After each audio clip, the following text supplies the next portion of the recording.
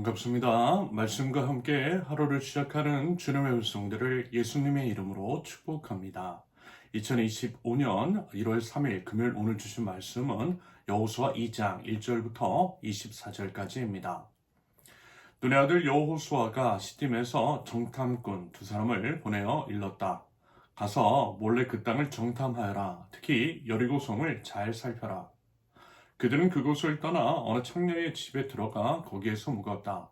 그 집에는 이름이 라합이라고 하는 창녀가 살고 있었다. 그때에 여리고 왕은 이런 보고를 받았다. 아뢰입니다. 이스라엘 자손 가운데서 몇 사람이 오늘 밤에 이 모든 땅을 정탐하려고 이곳으로 왔습니다. 여리고 왕이 라합에게 전가를 보냈다. 너에게 온 사람들 곧 내 집에 온 사람들을 데려오너라. 그들은 이 온 땅을 정탐하려고 왔다. 그러나 그 여인은 두 사람을 데려다가 숨겨놓고 이렇게 말하였다. 그 사람들이 저에게로 오기는 했습니다만 그들이 어디서 왔는지 저는 알지 못합니다. 그리고 그들은 날이 어두워 성문을 닫을 때쯤 떠났는데 그들이 어디로 갔는지 저는 알지 못합니다.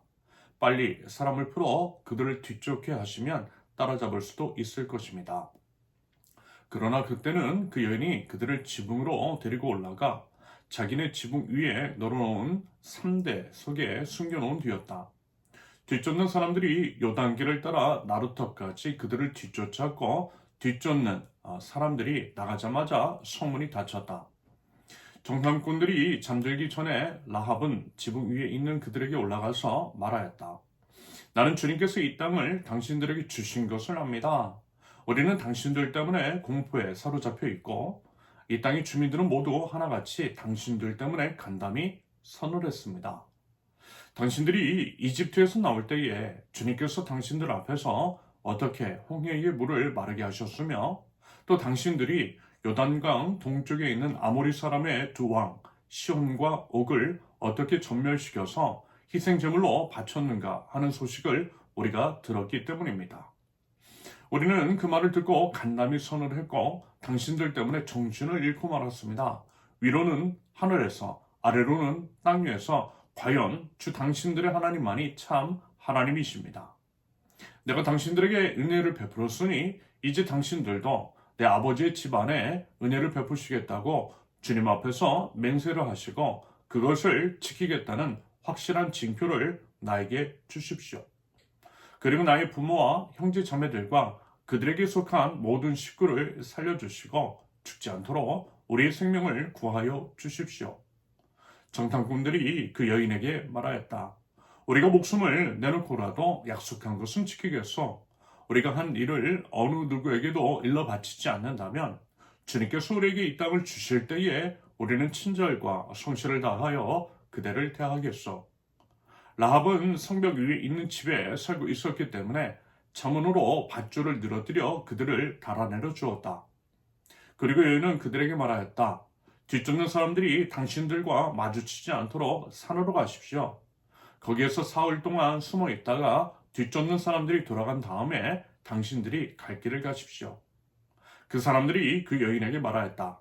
당신이 우리와 맺은 이 맹세에 대하여 우리가 허물이 없게 하겠소. 이렇게 합시다. 여기 홍색줄이 있으니 우리가 이 땅으로 들어올 때에 당신이 우리를 달아내렸던 그 차문에 이 홍색 줄을 메어두시오.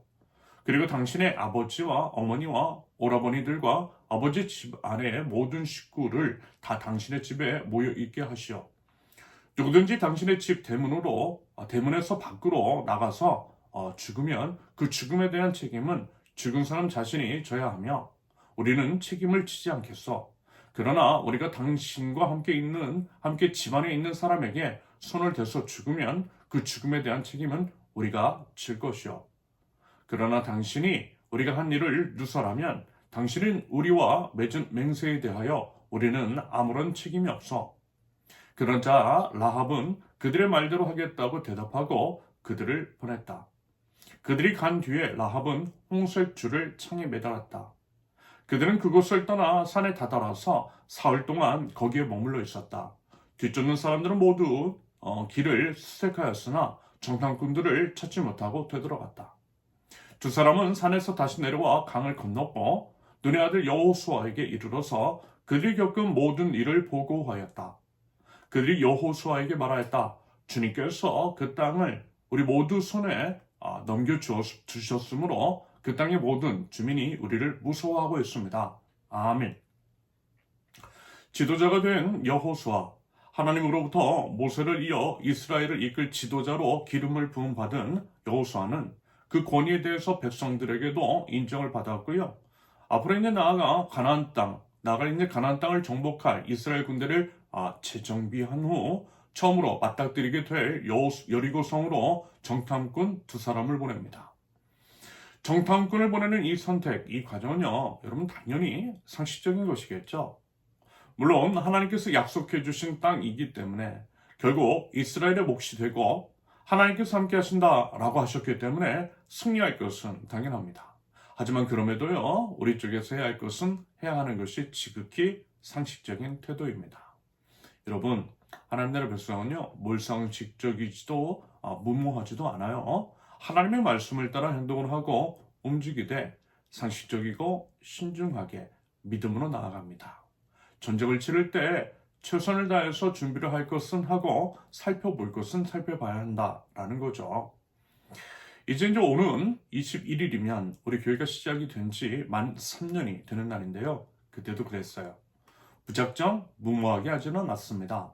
분명 하나님께서 말씀을 주셨고 개척에 대한 확신, 하나님께서 함께 하신다라고 하는 믿음은 있었지만 최대한 해야 하는 것들, 할 수 있는 것들은 했어요. 신중하게 상황과 주변 조사도 했다라는 것입니다.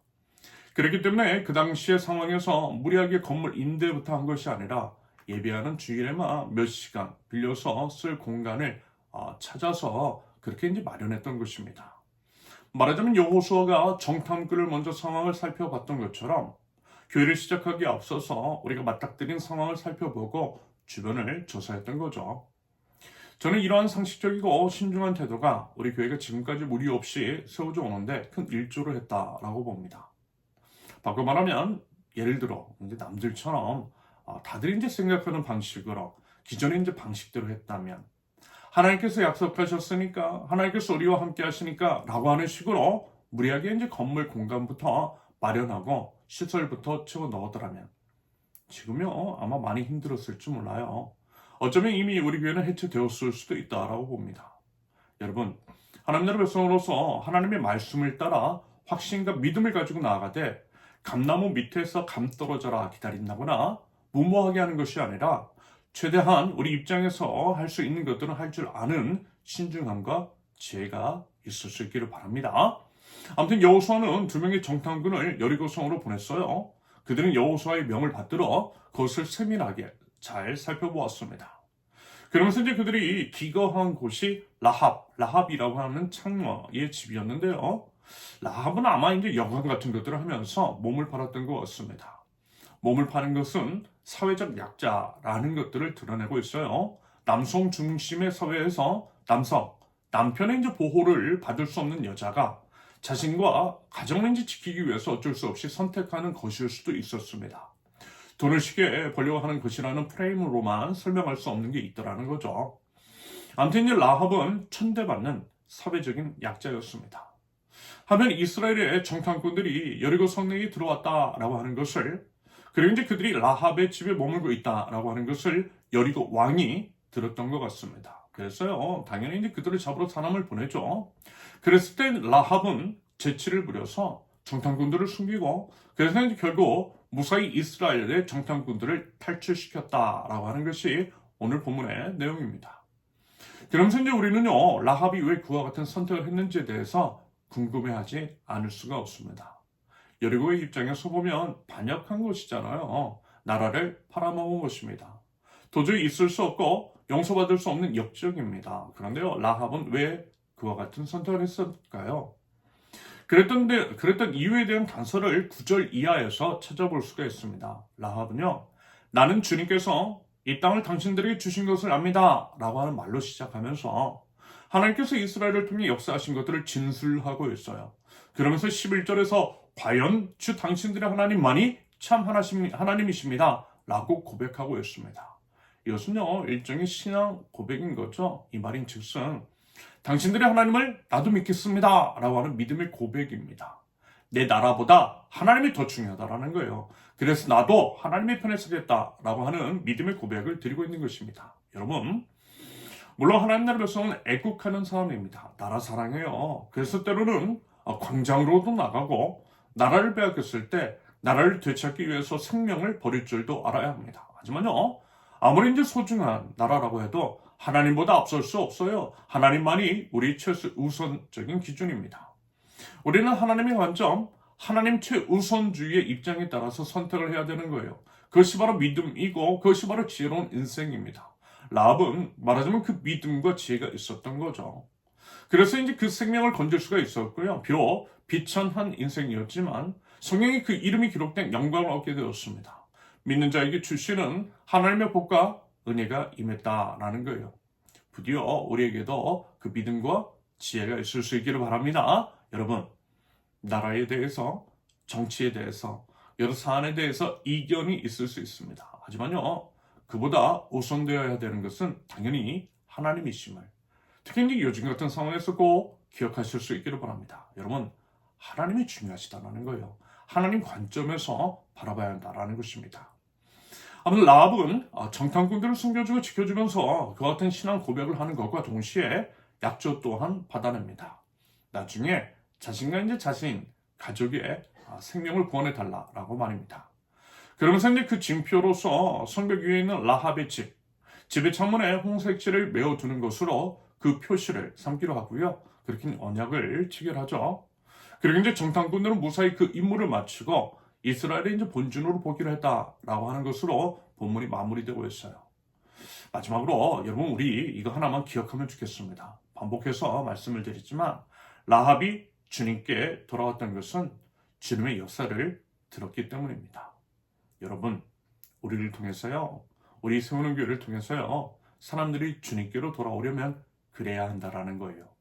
우리를 통해서 역사하신 하나님의 이야기, 그 서사가 있어야 한다라는 것입니다. 그 서사, 우리가 말씀을 따라 순종하며 살 때에 하나님께서 만들어 주실 것입니다. 그 이야기를 통해 우리 주변 사람들은 하나님을 볼 것이고요, 하나님께서 그들의 마음을 움직여서 주님께로 인도하여 주실 줄로 믿습니다. 부디 그 믿음과 바람과 기대와 기도로 나아가는 저와 여러분들, 우리 세운교회가 될 수 있기를 예수님의 이름으로 축원합니다. 함께 기도합니다. 하나님 아버지, 나의 모든 것 되신 주님, 나의 생명이시며 삶의 기준이신 우리 주님을 바라봅니다. 주님의 말씀을 따라 살기를 원합니다. 오직 하나님만 선택할 줄 아는 믿음과 지혜를 허락하여 주시옵소서.